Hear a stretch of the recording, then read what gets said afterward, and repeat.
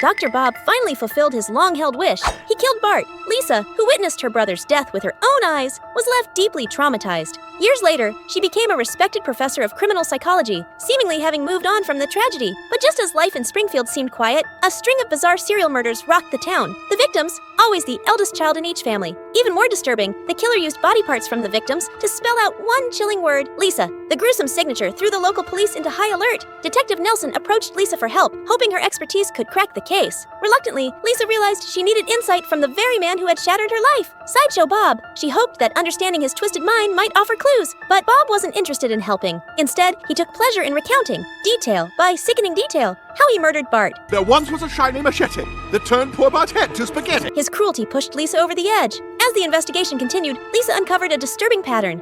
Every victim had been the firstborn child in their family. That detail clicked with a cryptic riddle Bob had once whispered to her in prison. Following the trail, Lisa and Nelson were led to an abandoned slaughterhouse. Nelson went in alone and vanished without a trace. Panicked, Lisa took refuge in a room that felt strangely familiar.